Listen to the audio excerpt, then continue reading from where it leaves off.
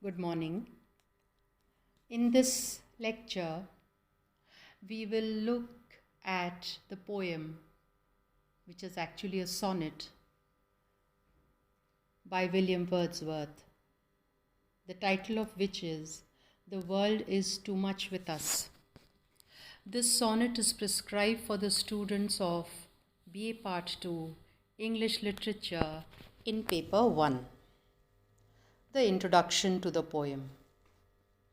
The World is Too Much with Us is a sonnet by William Wordsworth, published in 1807, is one of the central figures of the English Romantic movement.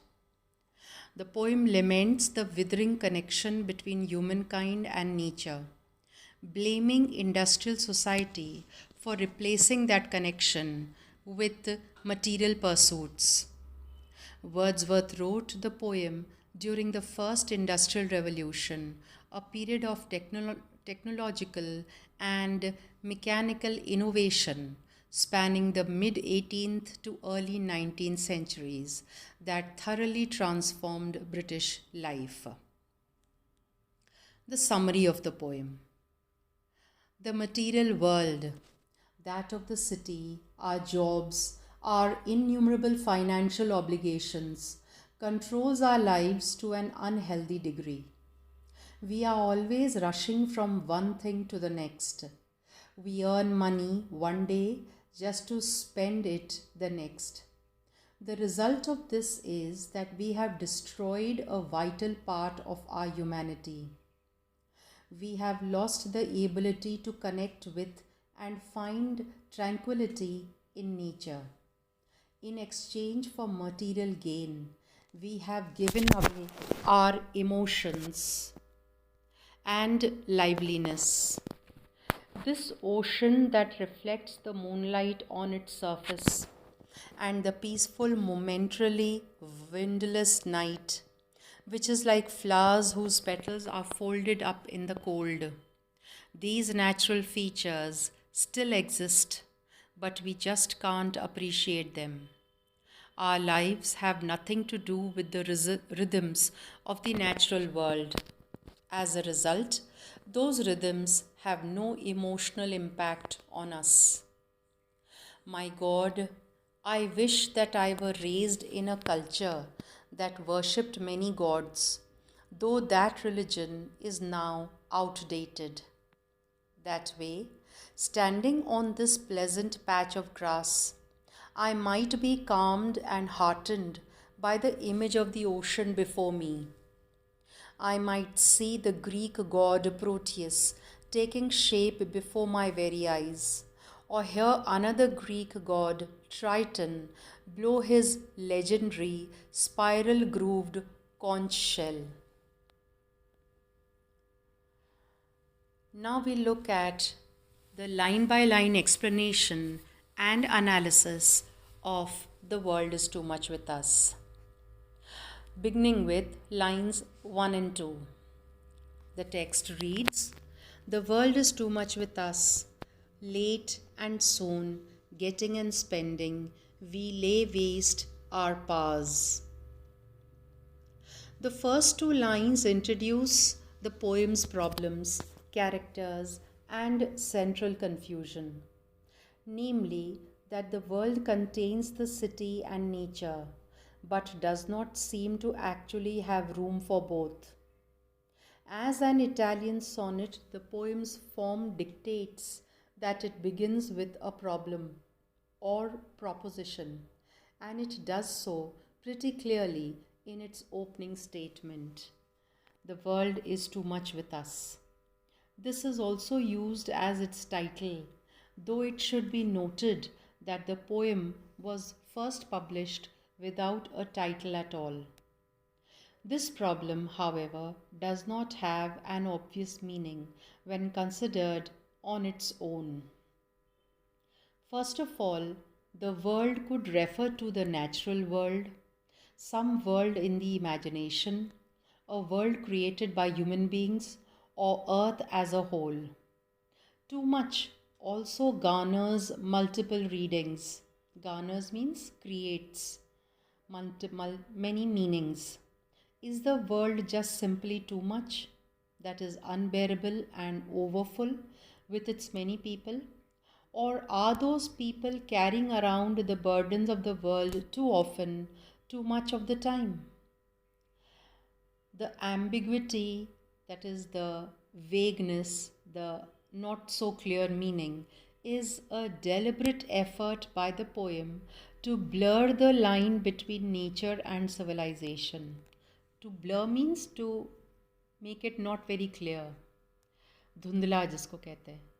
This world and its ambiguities, meaning vaguenesses, are too much with us, meaning humans, the ones who must suffer the effects of society's growth and puzzle over its consequences.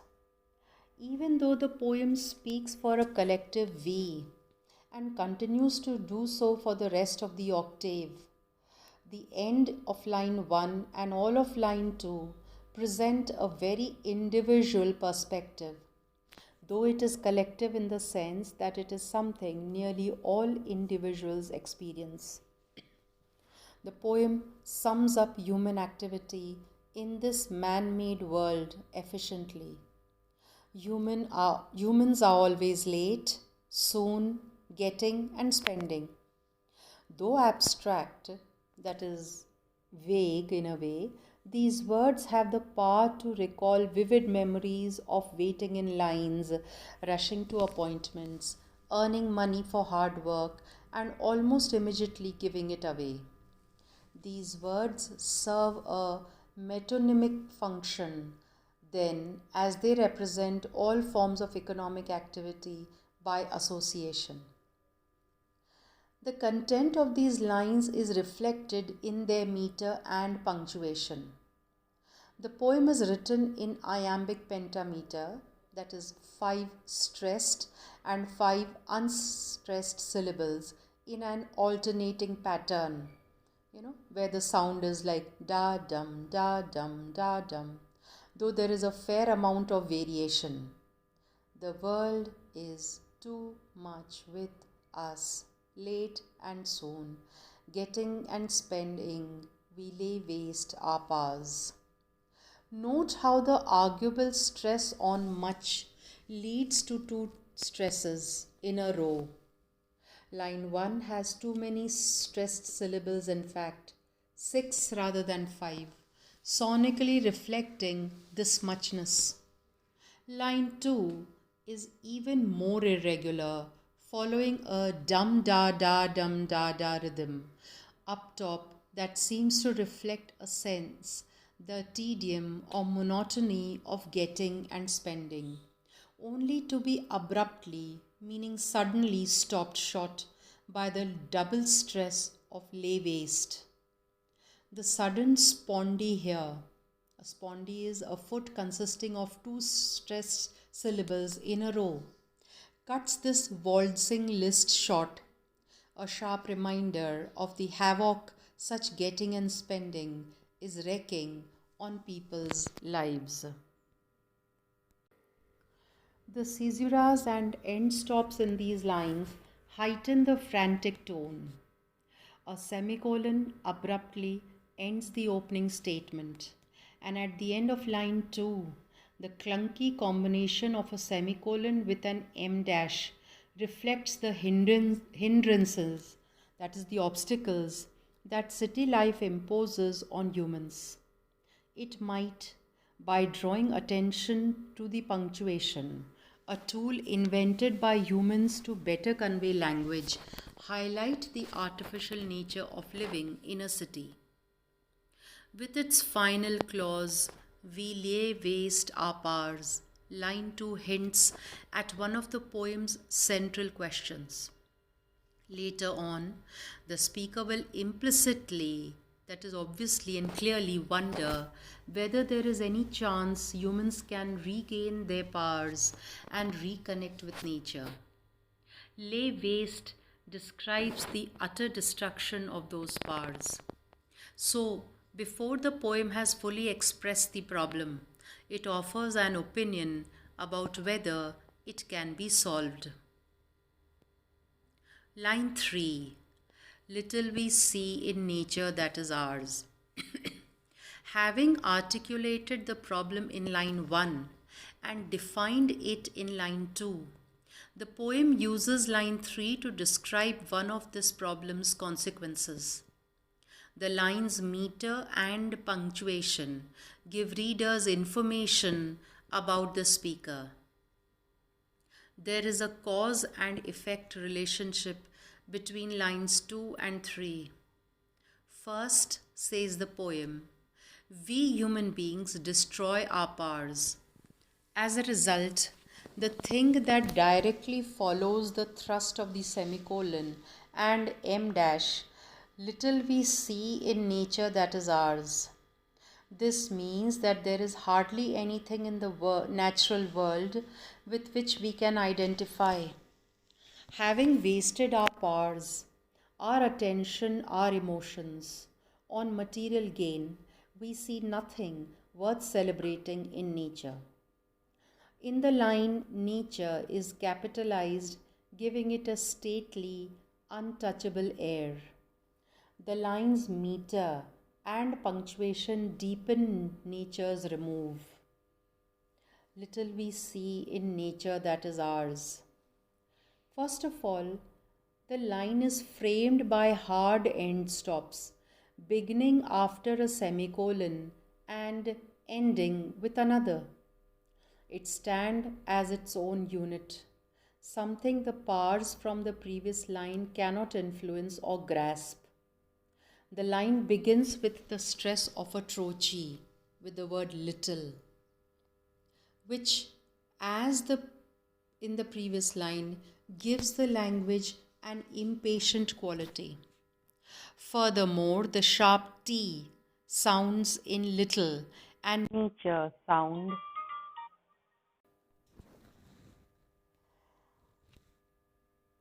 Furthermore, the sharp T sounds in little and nature sound as if they could be coming through gritted teeth.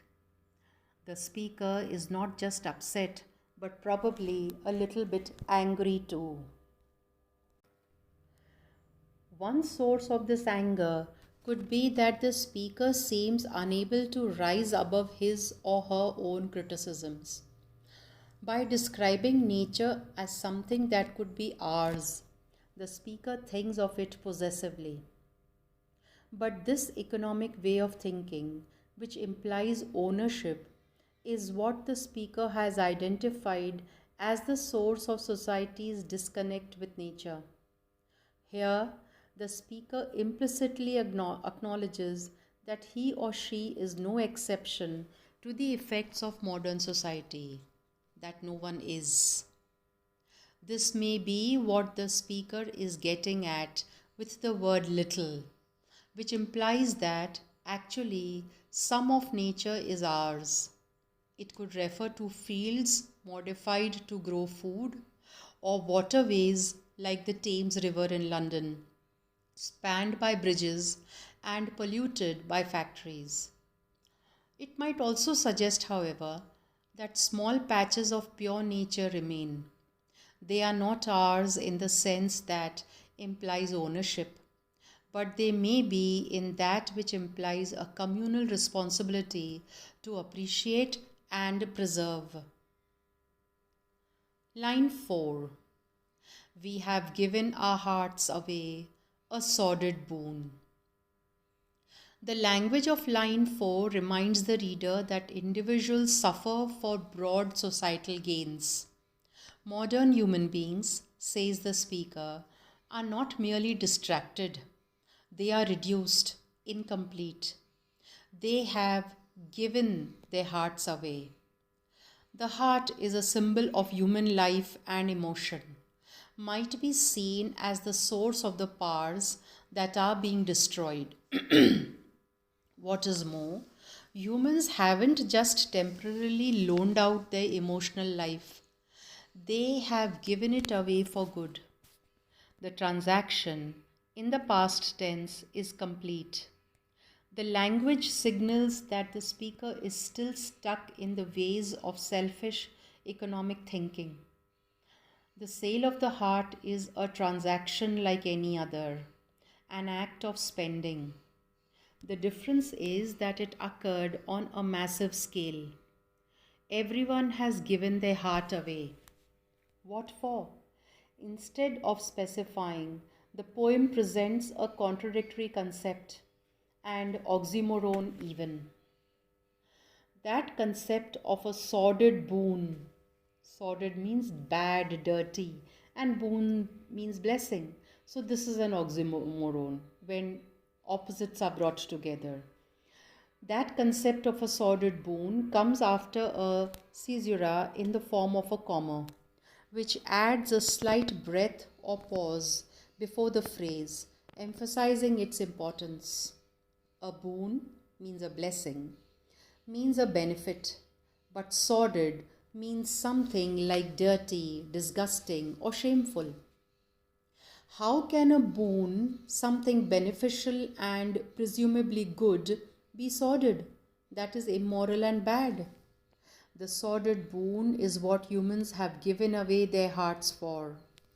It refers to society's material gains, such as increased earning, better access to goods and services, and more social opportunities.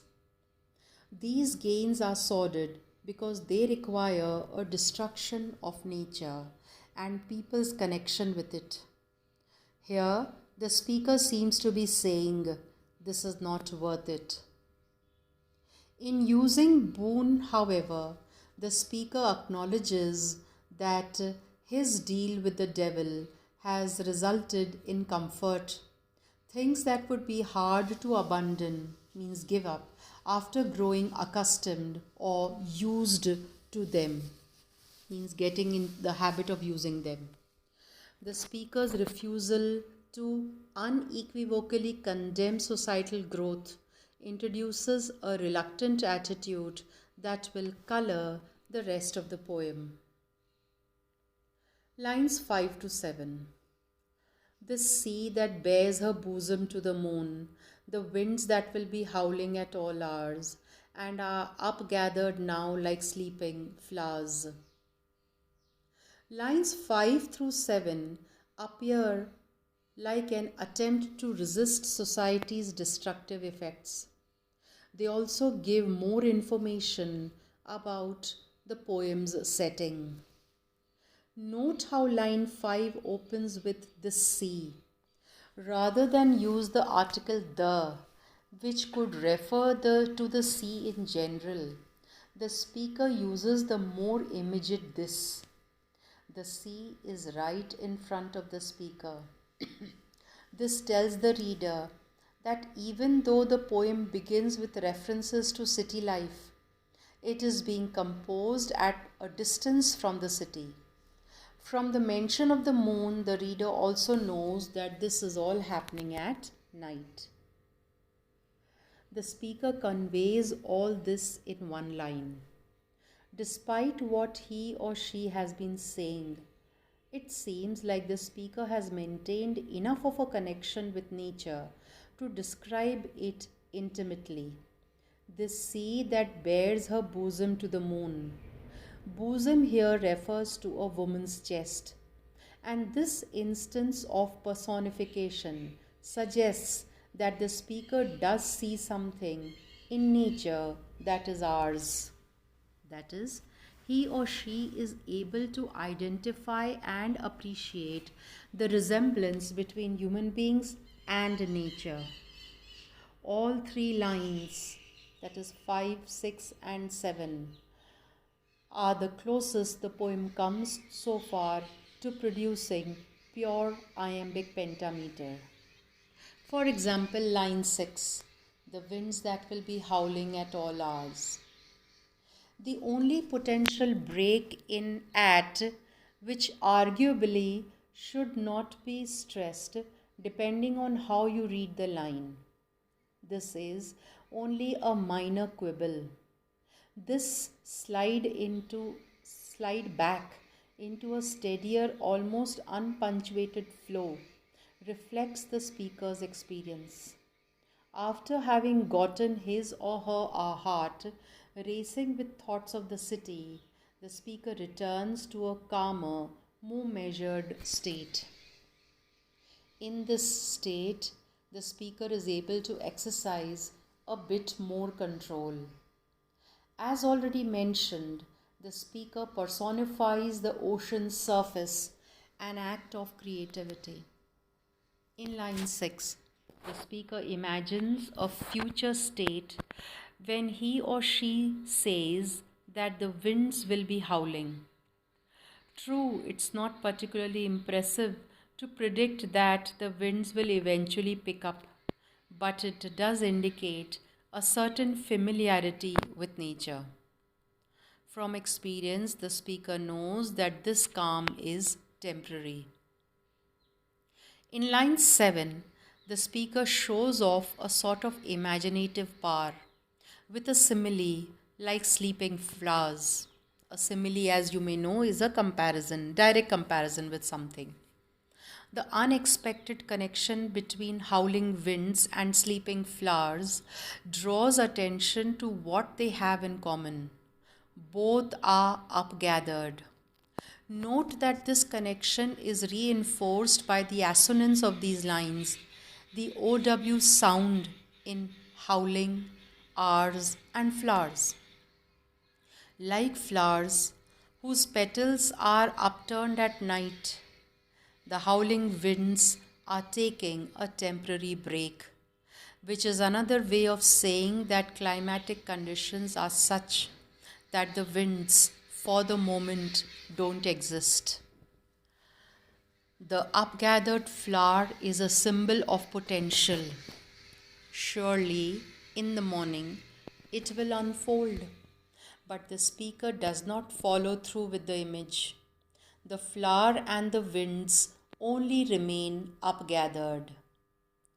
By halting their formation in his or her mind, the speaker seems to be signaling that they are nothing more than figments of the imagination.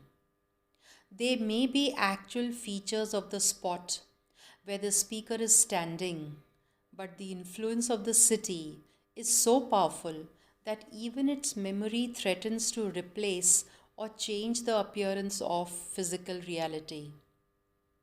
The semicolons that end stop line 5 and 6 place these natural images into a list, a form that suggests it could continue. But the speaker, constrained by the form of the poem, decides to end the nature description there and get to the point. We will take a break now and continue in the next session. We have almost reached halfway through the poem.